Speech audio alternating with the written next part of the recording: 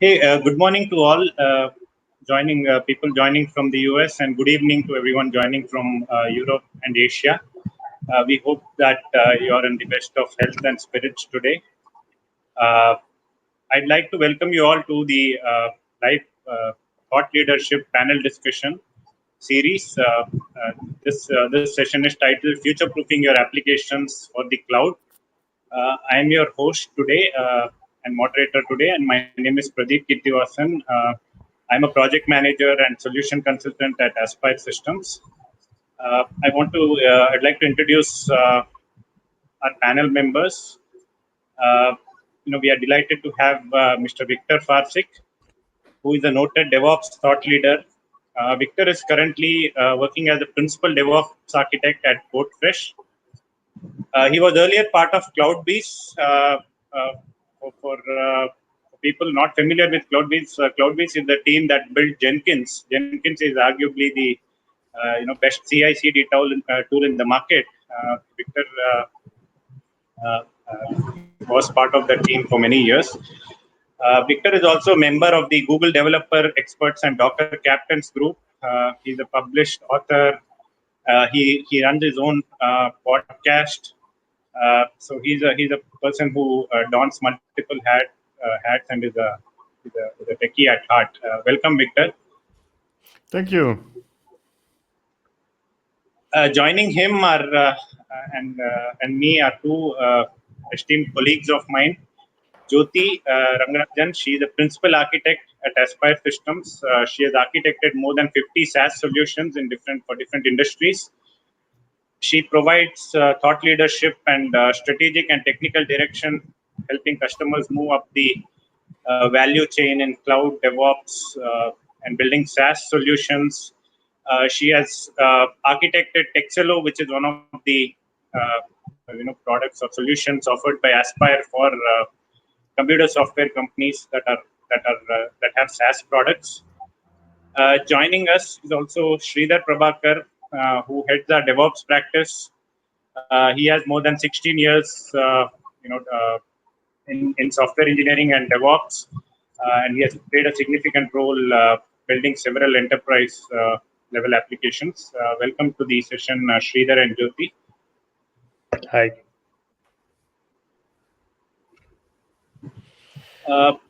Before we start, welcome to everyone again. Thanks for taking time in your schedule and making it to this thought leadership session. The agenda for this session, it's going to be about 60 to 70 minutes. We have it divided into 4 sections. In the first 15 minutes, we'll be defining what cloud native development and DevOps mean in today's world.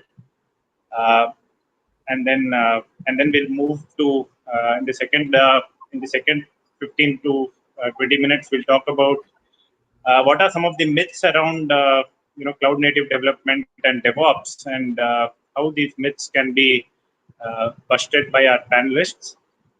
And then in the third part of the discussion, we'll look at what is the future of cloud native development and DevOps, and how it might impact the people who are listening in.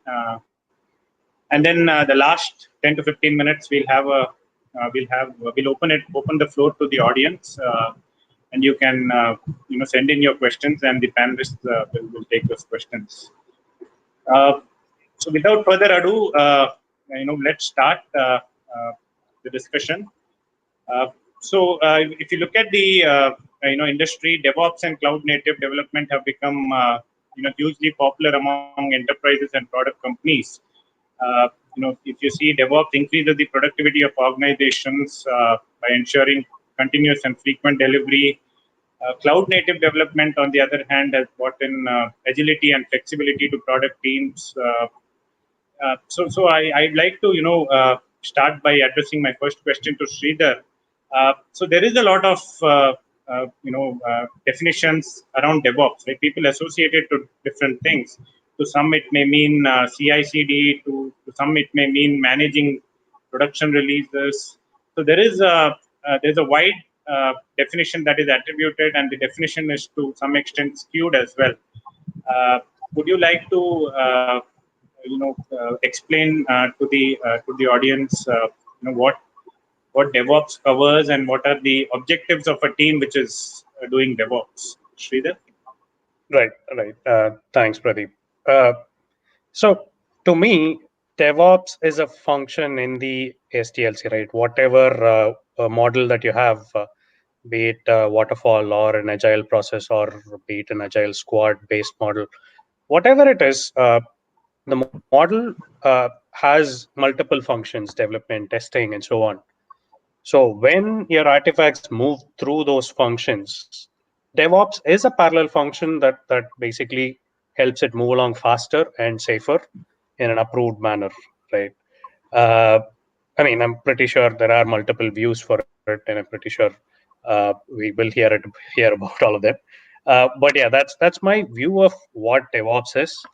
So even when a developer or a tester does any deployment function, right, he or she is still doing a DevOps function. Just that it's been done by someone who has a shared function. So any activity that helps your code or script or any artifact move along your SDLC. Again, you might call it very siloed or any other terminology, but it's still DevOps is a separate function with its own skill sets, with its own defined functions, right? And the basic goal is to move things faster and safer, right? And as you said, the definition is also slightly broad and is ambiguous. This has shared responsibilities between dev, testing, and many other functions. Yeah, I'm sure there are different views for it. Yeah. So Victor, from a product standpoint, how do you see how do you look at DevOps as a function or as a person that creating products? How do you see DevOps and how do you look at it? So, from product perspective, and when I say product perspective, I don't mean really product perspective of a company where I work or worked, but in general, software industry, DevOps is a wave of popularity that every single vendor wants to jump in. And then every single vendor puts a sticker on their product saying, now my product is DevOps. Like, if we would now ask people like kind of, which are the DevOps tools you're using? I can bet in anything that we would discover that most of those tools existed long before Patrick came up with the term DevOps, right? There is no such thing as DevOps tool, right? No such thing, because and there is a good reason for that. Is because DevOps is not a technical practice, and this is completely contradictory from what companies try to sell you, from how companies try to implement it, and so on and so forth. Like SRE, site reliability engineering, that's a technical practice, right? Observability, that's a technical practice. Now, being agile, that's not a technical practice. And there is no agile engineer. There is no such thing. And the reason why there is no agile engineer because they came up with names for some other roles. But in that, from that perspective, from my perspective, there is no such thing as DevOps engineer. That's invented. That's a marketing stunt. And for a simple reason, because the whole idea behind DevOps is to break the silos and say, okay, look, I know that you've been agile teams with the developers and testers and managers in a team having a party for 10 years. Now it's not, but you forgot that there are people sitting in a basement. We call them operators, sysadmins, and so what's not, right? We need to put those people in those same teams and break yet another silo, right? So it's a cultural movement. It is a way how to acknowledge that development with testing and management is not by itself sufficient. We need to have operational experience and knowledge. Now, whether that operational experience is by everybody having a separate role or everybody knowing everything or what's not, that's a separate subject. But it's about creating teams that can be in full control of one or more applications from beginning to the end. Meaning that, yeah, I know how to define requirements. I know how to write code. I know writing code is everything. Everybody writes code. But I know how to write code of my application. I know how to write tests. I know how to deploy something, right?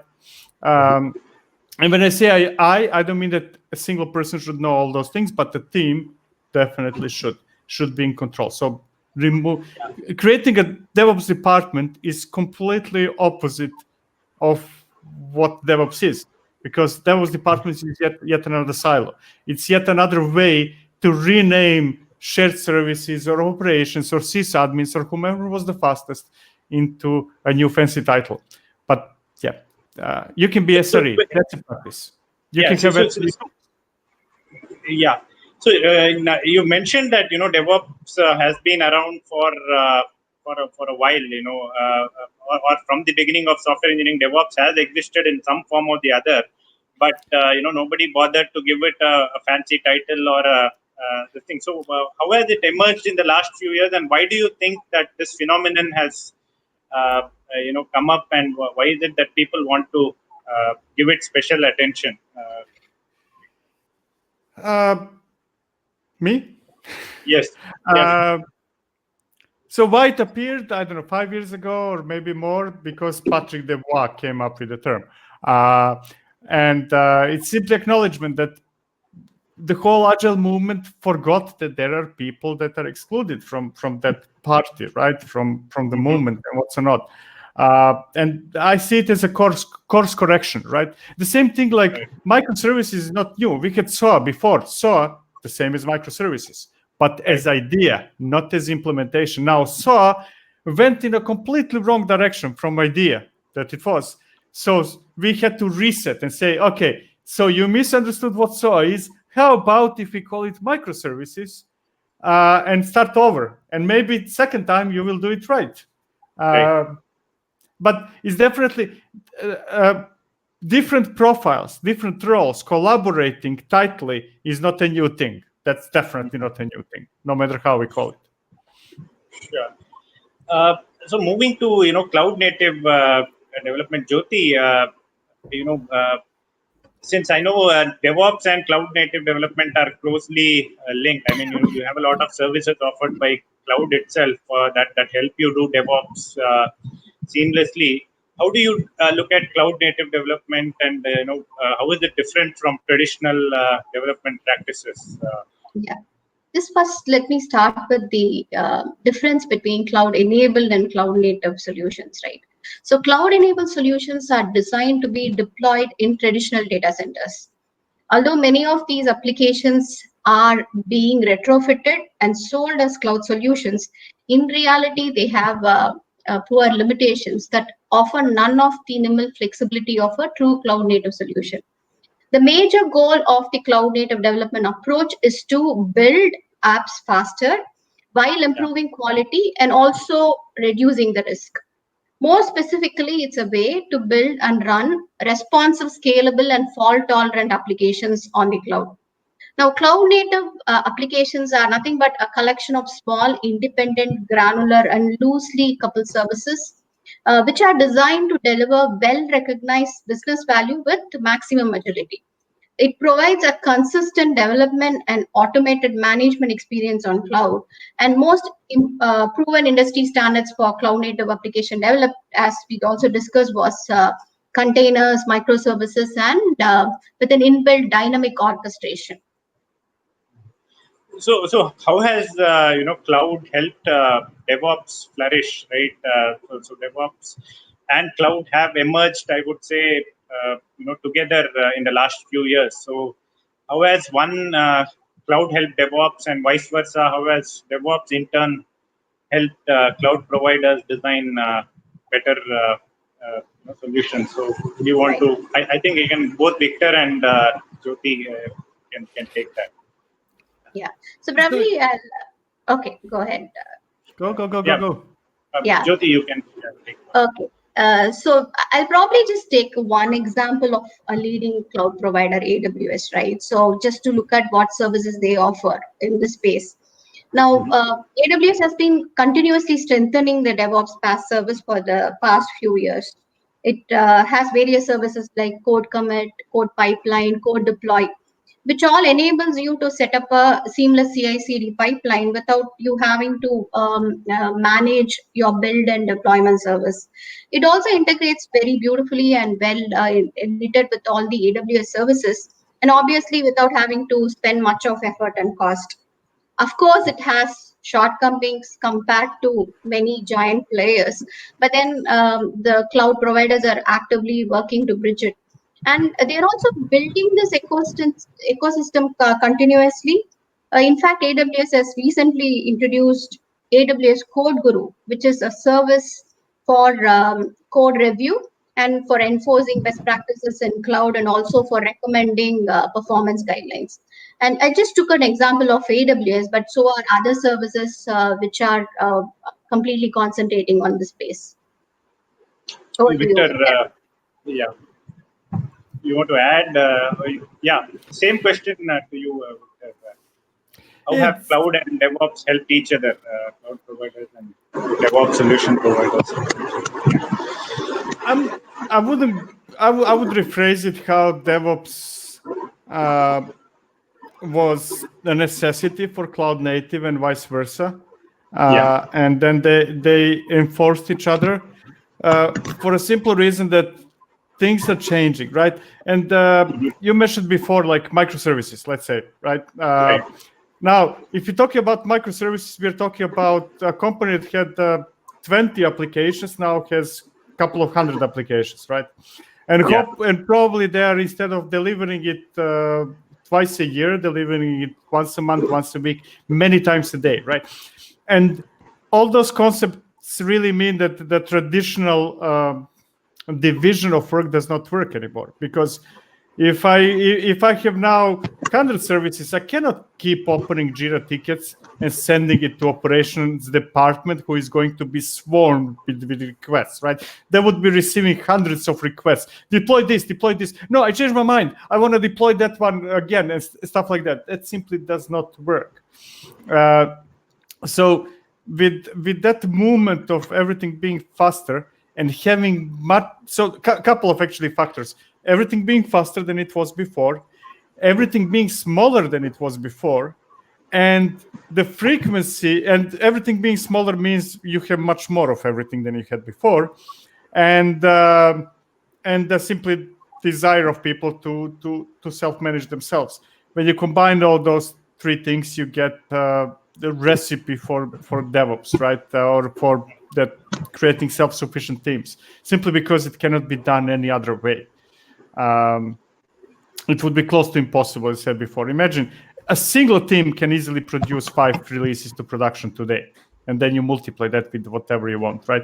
They need to be self-sufficient, and that means that all the other departments. So either your team is directly working on developing an application, and when I say developing, I mean developing, testing, deploying, all that stuff, or you're supporting those teams.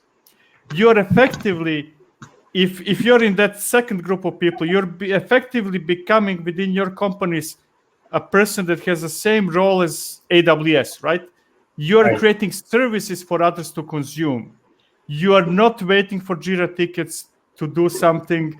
You're not blocking anybody, because blocking somebody is the worst thing you can do today. I forgot the question. I don't know if I answered it. So no, I think it did.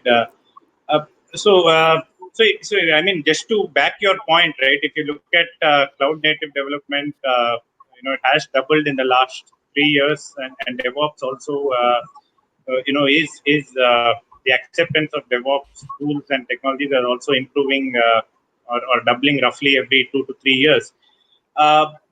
But from an overall industry standpoint, it is still about 30 to 40%. If you look at cloud native development, they are only 32% of all applications are cloud native solutions. While there may be a lot more applications which are hosted on cloud, but they are not cloud native by design. So which takes me to the second section of our discussion. Why is it that organizations don't acknowledge the importance of building apps using cloud native technologies, or the adoption of DevOps is still only quite low, and it is only what are the different barriers that you see? Sridhar, maybe you want to take that first. Right. I mean, yeah, the technical landscape across both spaces, right? They are rapidly growing, but still, the main barrier, I think, is lack of skills. Mhm. I mean, with the technology space growing, it also requires a lot of learning for anyone to do, right? So the company Yeah. needs to change their technical landscape, their tools, and everything. So that, apart from just being a technical barrier, it is also an added cost some cases, right? So if you want to increase, I mean, faster deployment, faster delivery of your code, obviously doesn't come cheap. So there is also the element of cost which adds to it. And I mean, as such, DevOps or the cultural change that is required, right? If you Mhm. have separate teams that manage things, people losing control over how things get deployed, or I mean, today it is only required for a developer to just commit code. They will lose all access to a production server or a development server, right? So a commit automatically triggers and deploys their application on the environment that is then available. But still, if someone wants to debug and find out if something's wrong with the machine, they cannot. It has to go through other processes. So the cultural change that comes with it, right? It is not easy to implement, and the fear of that cultural change is another thing. And I think in many cases it is just a case of budget and priorities. People just push it behind their timeline just to make sure that they can accommodate other feature implementations and other things. So for Victor, who is from the product side, do you think the slow adoption is because of the complex spectrum of tools available over there? Because there are a lot of tools for CI/CD, tools for chef, tools for configuration management, tools for containerization. So there's a complex spectrum of tools out there. So do you think that this complex spectrum of tools is a barrier or a deterrent for enterprises from adopting DevOps fully? It is a barrier, but probably for different reasons than the companies think. It is a barrier because most of those tools are created by teams. And I'm talking about recent tools, let's say tools in the last 5 years, right? Yeah. They're created by teams that are used to work in a certain way. And Mm-hmm. then that way of working is directly reflected in the tools that they're building, right? That's normal. That's how it works. You always build something that is a reflection of yourself. Right. Now, the problem is that now companies are thinking that they will automatically change things by adopting those tools, and they will not. That's why we have those disastrous stories and scenarios like, I lift and shift my application to Kubernetes, and then it's a disaster. Of course, it's a disaster because Kubernetes is not made for your applications. It's made for some other applications, right? Or I don't know. Let's say GitOps, right? GitOps is definitely a way to go today. But what would be the percentage of companies or workloads in companies that can apply GitOps? Maybe 5%, and that's being very generous. Simply because it assumes it has certain assumptions, right? Every tool has certain assumptions. And if you don't meet those assumptions, using that tool is a bad idea, unless the hope you have is that the tool itself will transform you, which happens as well. It goes kind of in both directions. So as a follow-up question, do you think consolidation of tools will help, or where is the what will probably the barrier? How do companies come out of that? God, With no. Please, consolidation no. of tools? No. No consolidation of any form of way. Please don't. That's kind of the traditional way of thinking. We need consolidation. We need one tool that will do everything. We need I don't know, IBM something or Oracle something, right? It will do everything for us. And that's a disaster. It's a bad idea. And in this context, I'm not talking only about tools from vendors. I'm talking also tools internally developed by companies that other team, like, oh, we just made this build process. Every single team in our company needs to use this build process. That kills innovation. That's completely destroying critical thinking and the capability of your people, your colleagues, to innovate, to create something new. So if, for example, if we are now jumping into microservices, right, for our applications. Now, why would you assume that monoliths are good for when you're choosing third-party applications, and they're not good for your own development, right? And it's the same thing. You're creating microservices because they scale better, because they're very good at something. And then you can create some other service that is very good at something else. Same thing is with third-party tools or applications. You want to choose what works best given a context and not force everybody to use it. It's kind of, oh, for me, let's say that I want to use canary deployments. For me, for my team, Argo rollout works great. For your team, Flagger might be a better option, right? I'm not now going to compare those two, but it's about, and it's about, and I'm about, I don't know whether anybody used the term, I might be inventing new term, but it's about letting Darwinism take its course, right? Tools that are better, that are more adopted by more people will win.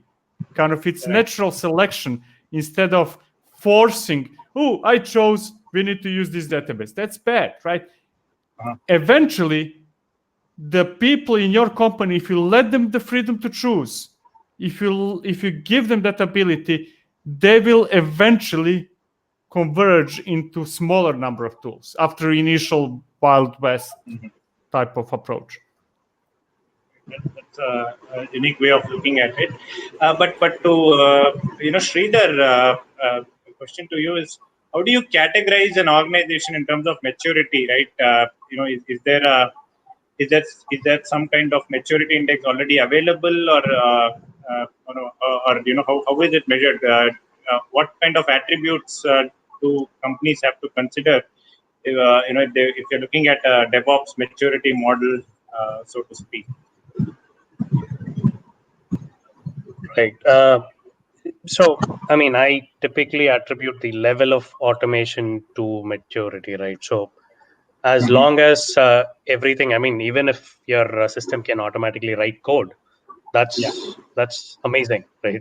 So, but again, it needs to write really good code and all that. So, the level of automation is what I think of as the maturity, right? Although, but it's not just that. Obviously, the process or workflows that are involved need to be involving all the right stakeholders. It needs to be a mature process as such, and they should be rapidly adopting anything that's new, and they should rapidly improve. I mean, it shouldn't stay stagnant at wherever it is. So that rapid improvement is another aspect to maturity. But in terms of how you measure maturity, it's just the level of automation is what I think. Victor, same question to you, and as a follow-up question, probably you can also add, how do organizations evaluate? I mean, you mentioned level of automation, but how do somebody measure that they are better off this year vis-a-vis they were last year, or how does one evaluate that they are making progress? Is there a secret mantra to it? There are two types of questions you could ask me: how they should be and how they are doing something, right? How they're evaluating badly. That's how they're evaluating, right? There are some ridiculous metrics like the number of lines of code somebody commits, right? Code coverage, right? And stuff like that. Those are ridiculous metrics that do not really contribute to anything. If anything, actually, they're quite often making things work, because eventually you're going to behave in a way how you're observed, right? So if you're observed as if who writes the most lines of code, you're going to make sure that every line is 3 characters long, right? Because, hey, but the real metric, and I'm going with Sridhar, is really the level of automation. Actually, that's not a metric. Let me be clearer on that. The level of automation is the end result, because the metrics you need to be watching, you're getting closer to those objectives with the level of automation, because the ultimate goal is to write code, push to Git, and that's it. Nobody does anything else. If you do something else, become a lawyer, become a doctor, become something else. Don't stay in our industry, please. So, and metrics, metrics are very clear, and they're business metrics and not technical, right? The automation is the technical side of the story. Business metrics is, I don't know, time to market, right?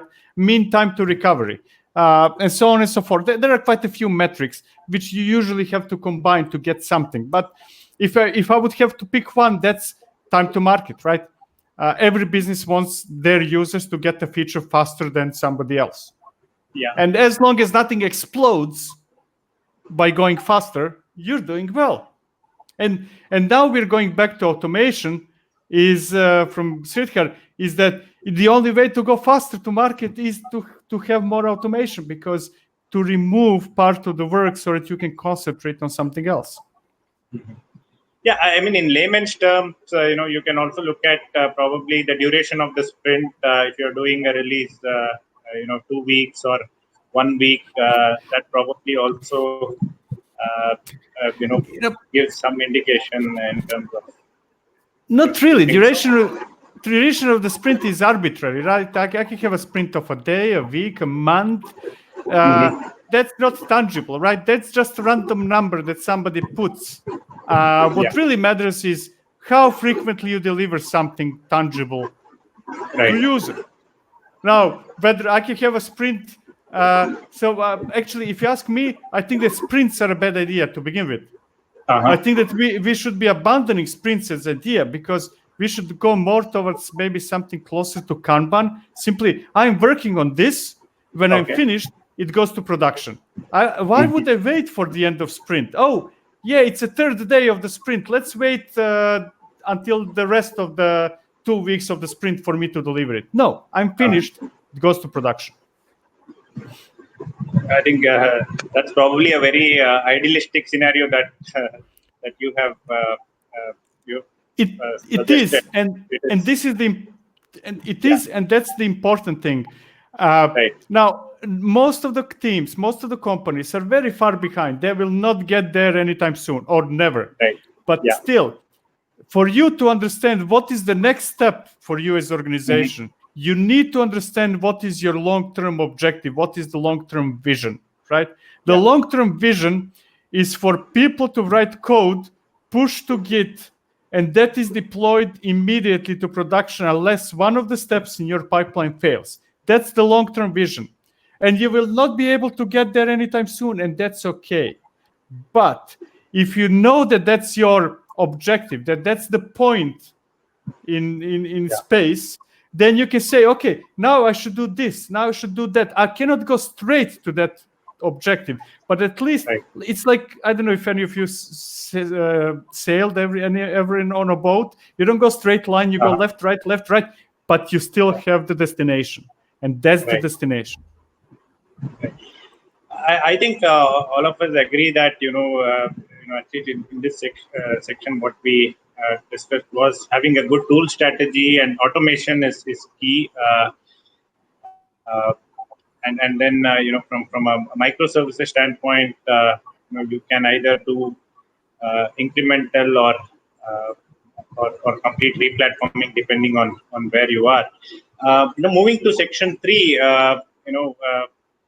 Victor, as a leader in this space, you've been a thought leader, as well as you've been looking at different tools and probably evaluating different tools as well.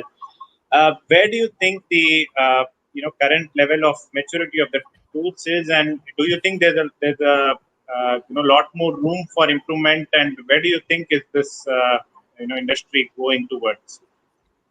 No, of course. I mean, room for improvement, of course. Kind of whomever thinks that kind of we're finished. Now we have all the tools we need.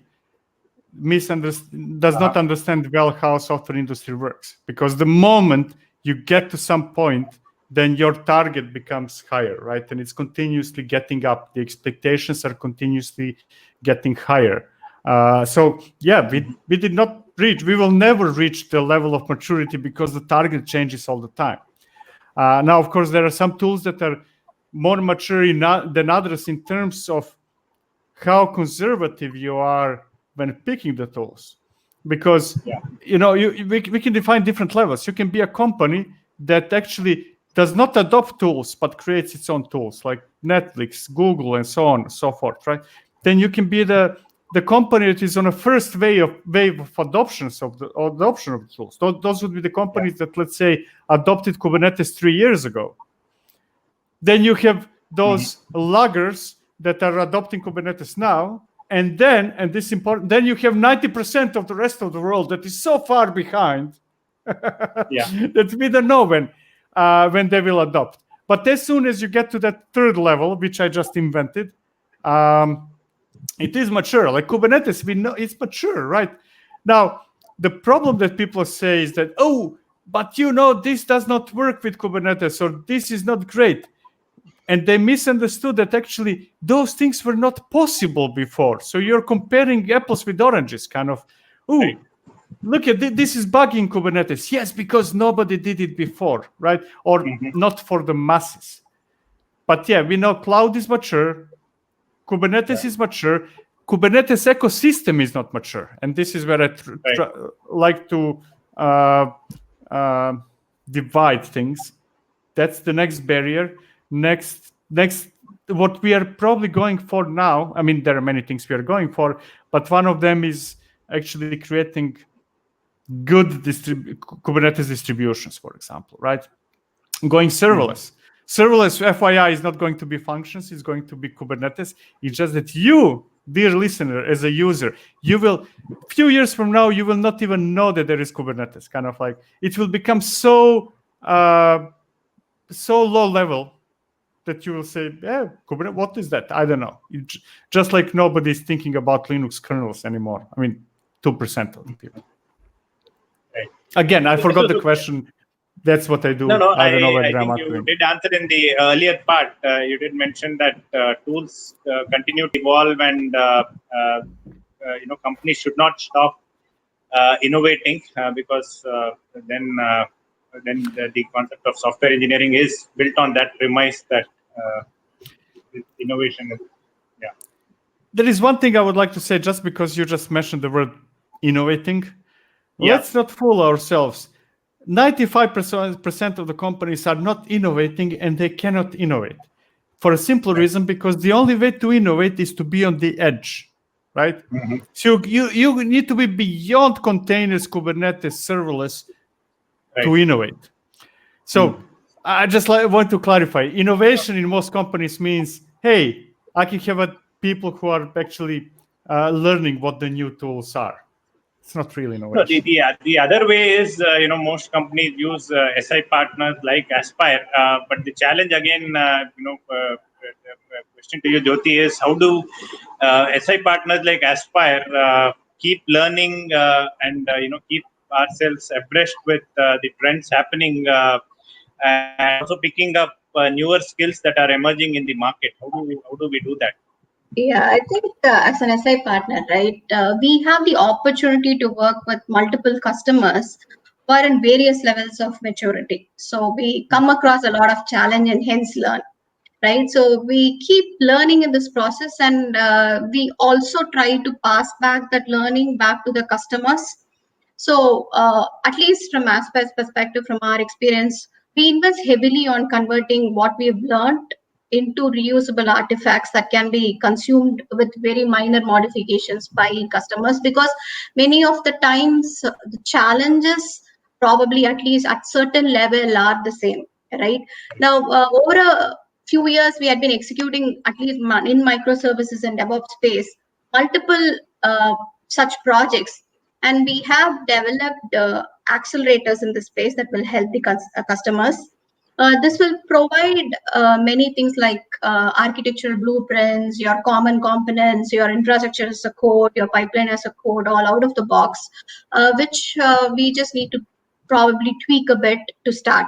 Now, this cuts down the initiation phase at least by 50%, and this also brings the best practice bundled and hence reduces a lot of rework, right? Because otherwise you have a lot of iterations to get it right. Then a combinations, I would say, of the SIs, one accelerator, the all-rounded expertise they gain working with multiple customers, guarantee the customers to achieve their goal without spending a lot of effort and cost. So given this scenario, a different question related to cloud native. We discussed cloud native development earlier. Do you really think in the future is it more beneficial to be cloud neutral or cloud native? Do you have a view on that, Jyoti? Right. So because we are discussing future trends. Yeah. The cloud neutral and cloud native is a different subject altogether, right? So just because you do not want to tie to a certain vendor does not mean that you should not avail any services from them. Let's just make it clear, right? But if the question is around if I can still write in a way, I can design in a way that certain portions are pluggable and I can still make use of the good services offered by the cloud and the sole purpose of me moving to the cloud, right? So that needs to be the thought process at least. Now, whether I have to build all my applications out as cloud native, that is not true. Like also what Victor mentions, it's not like one size fits all, right? Like now it depends on the application really, right? And then generally when you are modernizing and then looking into cloud native as one option, right? In fact, we have a decision tree that we have in place which consists of various parameters such as the stage of your application, right? And I mean, whether it's in a sustenance mode or an active development mode, how critical it is and how much of a scale it needs and how much of an agility it needs and what is the current architecture age. And all these things would determine first whether or not that application would qualify or would gain anything from modernization and if it makes sense. And it's very important to define the ROI, right, before getting into either microservices or cloud native or even any re-architecture. We also need to perform a risk assessment in undertaking a huge architecture change because things like a lack of documentation or clear test artifacts, right, might pose a lot of risks. And then you will definitely regret going down the path if you don't have those. Now, these factors need to be studied, and if it makes business sense, the prerequisites have to be bridged before getting into the modernization or even, let's say, getting into a cloud native application development. Got it. Victor, so for somebody who is contemplating, who ignored their product or application for a long time, and now they have realized that they need to move to cloud or move to a microservices based architecture, and they're not very clear on whether they want to do lift and shift or whether they have to re-platform, rewrite, or as Jyoti was mentioning, not very clear to get that ROI. What would you recommend to them?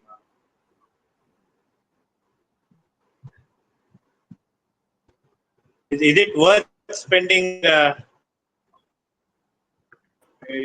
doing a multi-year migration program?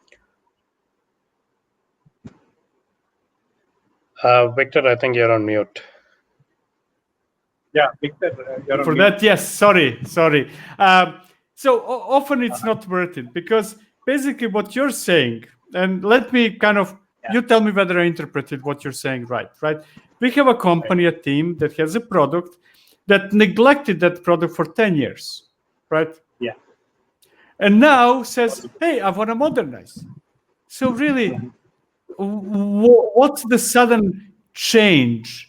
What is this? Are you really? And most likely, in those 10 years, you were not. You were also modernizing, but you're probably faking it, right? So, if you neglect something for 10 years, like your house, right, for 10 years or 20 years, then very often the best thing you can do is to tear it down and build a new one on top. Now, that is not easy to do, right? But it might be the only viable option. Actually, it might be cheaper option. Sometimes it is cheaper to destroy a house and build a new one than to renovate something that is in ruins. That's why usually we have like things like strangle pattern, right? Where you would strangle your application by building it outside, building a new one. But since you cannot build a new one overnight, then you're building bits and pieces, and then just switching requests for that bit from your existing application to the new one. So instead of lifting and shifting, which is often a waste of time if something is neglected, I really suggest building a new one. There are many patterns and methods and practices how to do that better than other ways. But eventually, start over. Great. I think we've had a very interactive session. I see already some questions from the audience. I'll be happy to take them. The first question is somebody who was talking about the pandemic. What strategy should we use to apply this Cloud Kit during the time of pandemic? So I know what Cloud Kit means, but I think they are referring to cloud native development. So during pandemic, does the strategy change, or or how is it at least different? How do organizations approach DevOps and cloud native development during a pandemic? Is it any different, Victor? Maybe you want to. I mean, for a minority of companies, it's not different because small percentage of companies were remote before pandemic and nothing drastically changed. Right. For majority of companies, it was painful because people were not used to work remote. People were not used because, and this is now the change, right? What pandemic is actually doing is that it is preventing people to apply command and control, right? You don't have any more hundreds of people sitting in some office and you strolling around their desks and checking whether they're on Facebook or doing something, right? It's about putting trust in people. So my main outcome and main positive change of COVID is that companies, people, managers, decision makers are forced, not willingly, but forced to trust people. And that on the other hand, people like engineers, they're now more empowered than ever before, right? Like what strategy to use? Hey, the strategy you should use for whatever Cloud Kit is, I honestly don't know what it is. Hey, nobody's breathing behind your neck and watching what you're doing, so use the time to learn something. Sneak it into, right? Kind of like when nobody's watching you. Now you can spend time figuring new stuff. Right. So I think somebody has heard you and they've asked, I don't know whether it's the same person, but there's a follow-up question. It says, Agile encourages decentralization of responsibilities, but DevOps is still seen as a function which is centrally controlled. Do you have a view on this, or what is your thought on this? So yes, Victor. I think that reflects the conversation we had at the very beginning. That DevOps is misunderstood, right? Completely misunderstood. And so let me give you a graphical example how I envision DevOps being implemented in most companies, right? Operators, sysadmins, whatever, not being invited to the party, Agile party for 10 years, whatever. And now it was who was fastest to change the title on their door of their office to become DevOps department, right? Sometimes sysadmins, sometimes operators, sometimes shared services. It's completely misunderstood. DevOps is about not having DevOps engineers. It is about not having DevOps department. It is about giving responsibility, as you said, decentralization responsibilities, except that I would say instead of responsibilities to individuals, responsibilities to teams. Right. Got it. And there's another question. How do you see trends like data science, AI, ML influence DevOps and vice versa? I mean, these are emerging trends. So does one influence the other? Data science on DevOps and DevOps on data science. Do you see correlation over there, Victor? Again. So DevOps is that like artificial intelligence and machine learning. That's the last wave, the newest wave, right? And since being newest, it is most prone to people inventing stuff and putting stickers where they don't exist. Kind of now I'm seeing like increased number of tools. We have artificial intelligence, we have machine learning, and those are serious topics. But but those are topics that are done well, but by a very small number of companies, very small, right? That's really, really, truly cutting edge, Google type of cutting edge. Most of the others are just putting kind of like, oh, my tool now has artificial intelligence. Kind of like, oh, artificial intelligence when you create a pull request, artificial intelligence, machine learning, we're creating CI/CD pipelines. Those things are coming. They are coming, but they're not here yet. We're so far away from that, and this is a marketing stunt. So don't buy tools that say that they are doing artificial intelligence. That's my recommendation. Okay. I think that's it. I think thank you everyone for joining in. I think we had a fantastic discussion.